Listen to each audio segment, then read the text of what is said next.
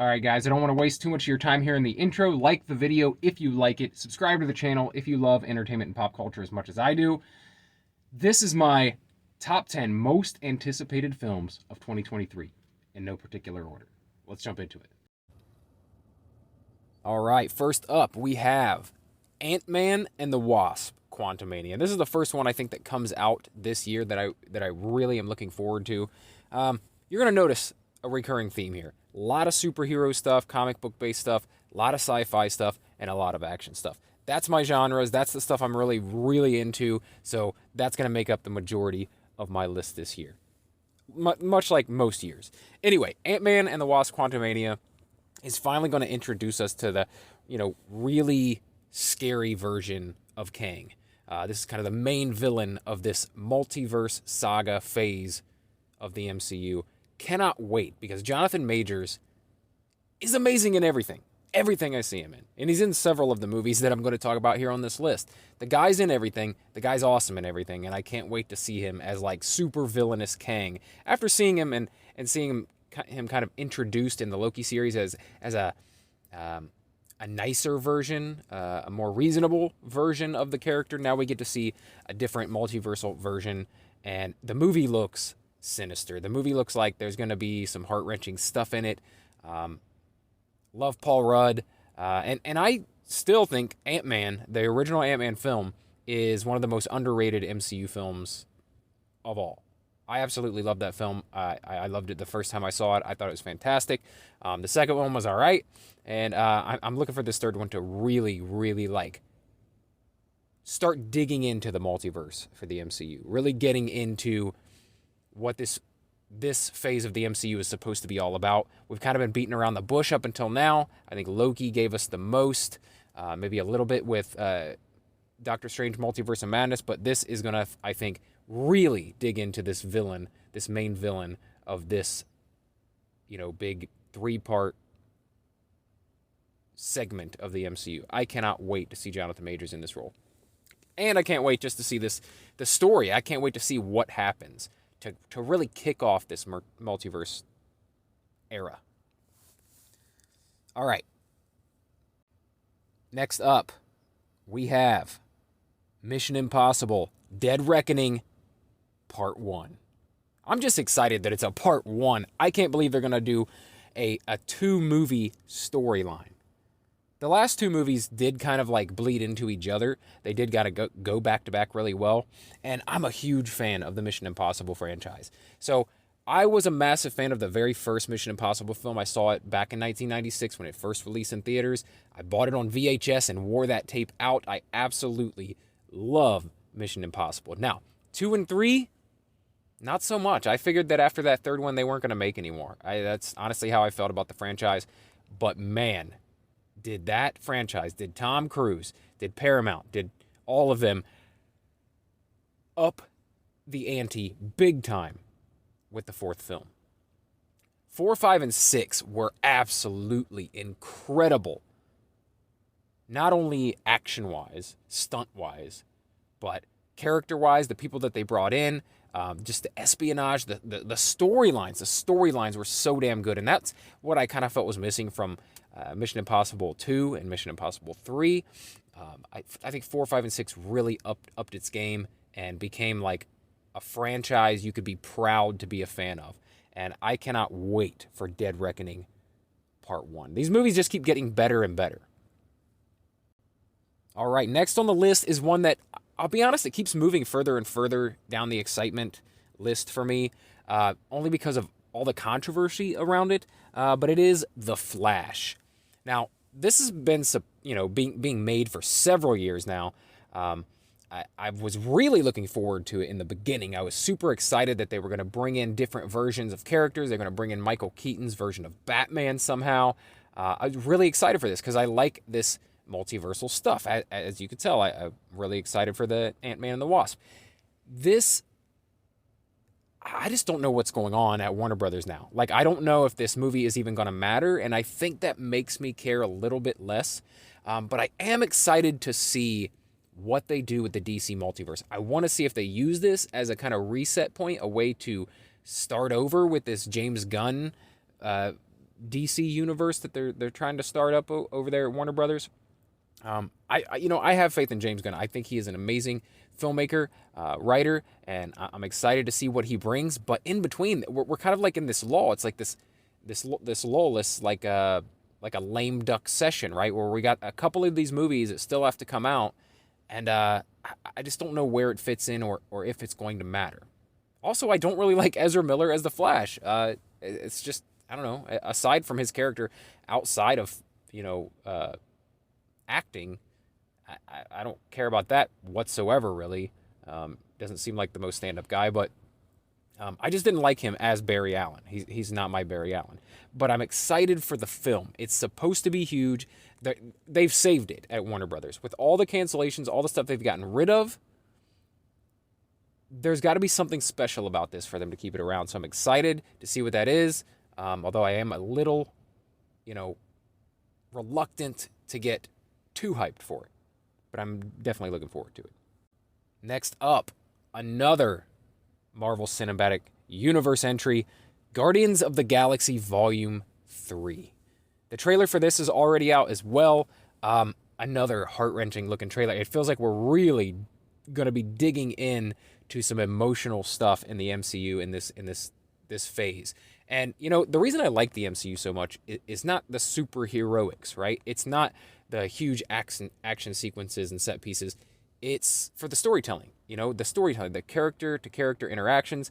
And Guardians of the Galaxy is really all, it's the Fast and the Furious of the Marvel Cinematic Universe, right? It's all about family, right? But it's about finding family in places you wouldn't expect, that your actual family doesn't have to be your family. And I absolutely love the Guardians series, both films, and I adore the holiday special. I can't get enough of this, but it looks like some heart-wrenching stuff is going to happen.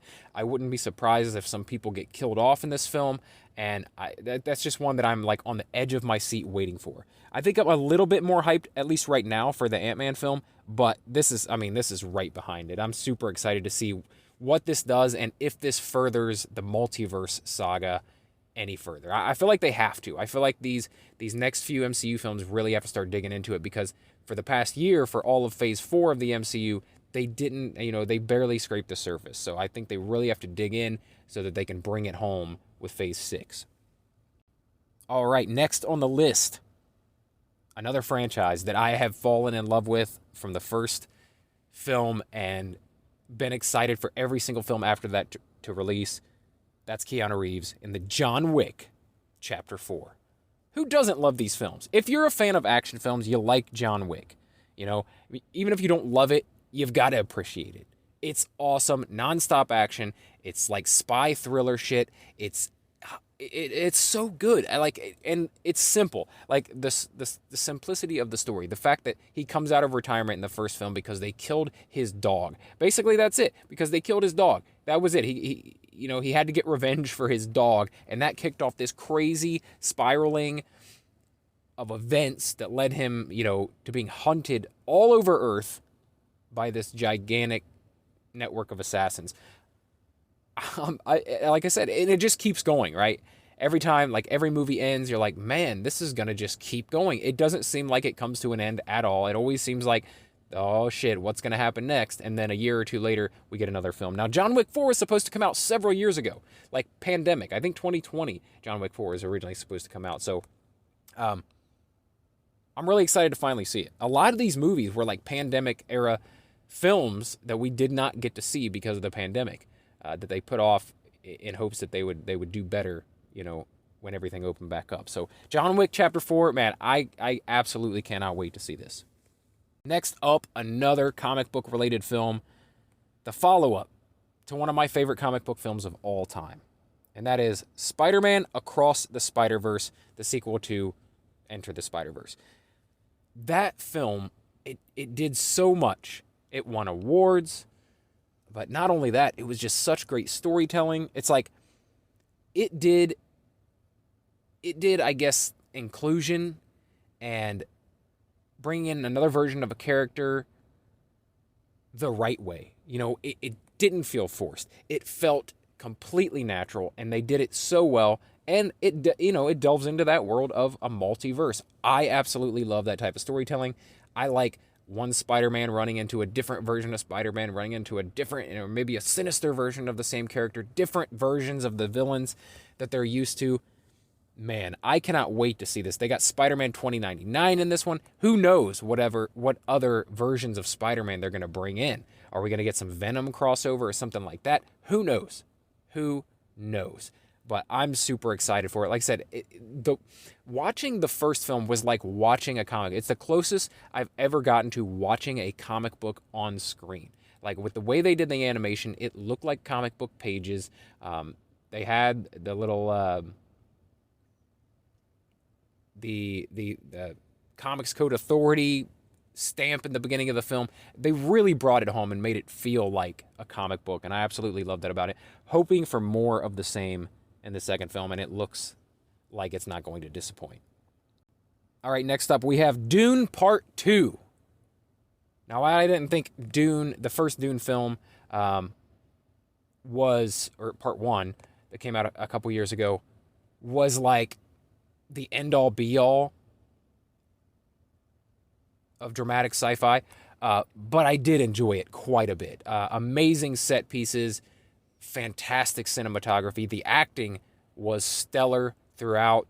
I absolutely loved it. Like I said, it's not like the top tier of science fiction film for me, like it is for some people. Some people just, fell absolutely in love with it. But I thought it was solid, and I definitely want to see how it plays out, because I feel like we didn't get anywhere in the first film. Like, there is so much more story to tell here, and I cannot wait to see how it comes out. I never saw the original Dune film. I've heard that it's kind of strange, kind of confusing, and, that they couldn't quite do what should have been done when, bringing this story to screen. And so I didn't even give it a chance. Maybe it is good. Maybe you think it's good. Let me know. But I'm happy to just get this version of Dune. Like I said, I was very happy with the first film, and I just want to see how it plays out. I don't know the story, so I've never read Dune. I've never seen the first, the original 70s film, or 80s film, whatever it was. And so I'm excited to see this version of Dune and see how it plays out. Like I said, I have no idea where it's going or how it's going to end, so pretty pumped for that.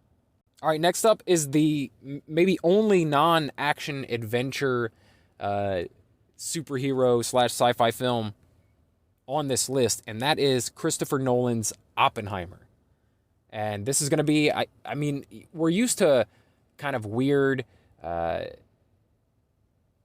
visual spectacle type, very heady, cerebral films from Christopher Nolan, like interesting ways to tell stories.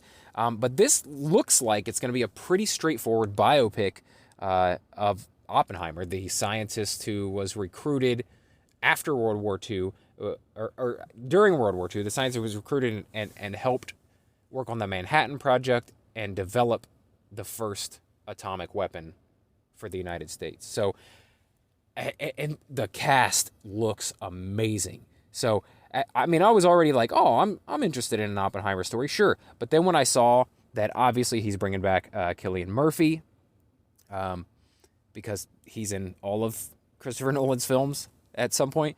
But also, this is bringing in Robert Downey Jr., Florence Pugh, which if you have listened to this channel for any length of time, then you know I'm a huge fan of Florence Pugh. Matt Damon, Jack Quaid, Emily Blunt, Josh Hartnett.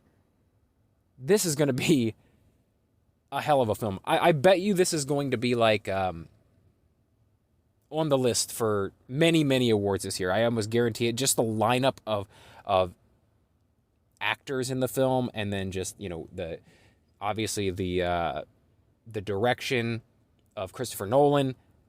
I would not doubt that this is going to be like mentioned in every award circle there is, all the way up until next year's awards, and I guarantee you it will bring home a few. And like I said, I haven't even seen a snippet of it yet, so but I can just imagine all the talent that surrounds this it's got to be something special. So I cannot wait to see that. And hey, that's one of the movies that I might be able to actually drag my wife to on this list, because she's not a huge superhero, action adventure, sci-fi type of person, but I'm sure she'd be interested in watching something like that. All right, believe it or not, this next film is probably my most anticipated film. I said it's in no particular order, and it's not, but I gotta say, I'm so hyped for all of these Creed films. I have been since the first one came out. Creed 2 I was talking about for more than a year before it was released, and Creed 3 looks spectacular. As I said, this is the second movie on this list starring Jonathan Majors, and man, I can't wait to watch this. Michael B. Jordan, Jonathan Majors. The trailer looks incredible. We're finally, and I hate to say finally, but I mean, we're getting away from having to connect everything to the Rocky franchise and having it kind of break off into its own franchise. And while I am a little saddened that Sylvester Stallone is not really connected with the project in any way, I feel like he should always be in some way connected. Either way, I was saying before Creed 2 even came out that I thought maybe they might kill Rocky off in Creed 2, and I guess essentially they kind of did, because they sent him away and Sylvester Stallone doesn't have anything to do with the film. So they might as well have killed off the character. But I always wanted it to kind of go off in its own direction. I never wanted, like, the third film to just be, oh, well, in the second film we fought the son of one of Rocky's foes. Now in the next one we'll fight another son of a Rocky foe, like Clubber Lang's son or something like that. It's Spider Rico's son. I didn't want to see that play out like that and get just really ridiculous and repetitive. And I'm super happy to see that they're taking this in a different direction. It looks awesome. Jonathan Majors looks jacked as hell. Michael B. Jordan always looks jacked as hell, but Jonathan Majors, holy shit, man, is that dude jacked in this film. Cannot wait for Creed 3. It just looks so good. I get hyped every single time I watch the trailer. So yeah, pretty pumped for that. All right, last but not least on this list, Indiana Jones and the Dial of Destiny. Now, I'm not the biggest fan of Harrison Ford in general. Just as a person, because he doesn't seem to really care about acting. It's almost humorous how much of a shit he does not give about anything. Like, he doesn't seem interested in, like, Star Wars fandom or anything else. Indiana Jones, like, all these huge franchises he was a part of. He just seems to be very nonchalant about it. Like, it's whatever, it's acting. It's a paycheck. Setting that aside, I'm a massive fan of Indiana Jones. And while I said it would be hard to drag my wife to any of these, I think she will go see Indiana Jones. That is the one kind of action-adventure franchise that she is a big fan of. And so maybe I will be. I actually might be able to drag her to that before Oppenheimer. So maybe two films on this list I can take her to. But very excited to see the next chapter in the Indiana Jones story. It's got to be the final chapter in the Indiana Jones story, right? How long can Harrison Ford keep doing this? But I'm in the minority. I even liked, the last film, The Crystal Skull. I even enjoyed that one. I like Shia LaBeouf. So, what can I say? Was it weird? Did it feel a little bit off compared to the other Indiana Jones films? Yeah, it definitely did. But, I'm hoping to see a return to form on this one. So that it feels a little bit more like even Last Crusade, which I really enjoyed. But definitely Razor of the Lost Ark and Temple of Doom. But I'm just excited to see what they do with it. Who knows what it's going to be like. We saw a trailer, but those never really tell you a whole lot, at least not the first trailers. But come on, man, it's Indiana Jones. How can you not be happy to see one more Indiana Jones film in this franchise? Super excited about that. All right, guys, as I said at the beginning of the video, if you like this video, please hit the thumbs up. Show everyone else that you liked it. Help it get recommended to other people. And also, leave me a comment. Let me know, do you agree with this list? Do you have a different list? What does your list look like? Put your top 10 in the comments below, or you can reach out on Instagram or Twitter at RealBrettScott. Let me know over there. Let's talk about it. I love talking entertainment and pop culture, and that's what I do here on this channel. Just about every day I'm on here talking something entertainment and pop culture, so if that's something that you can vibe with, then please subscribe to the channel or favorite or follow Daily BS Podcast. And if you do decide to stick around, then I will talk to you again tomorrow. Thanks.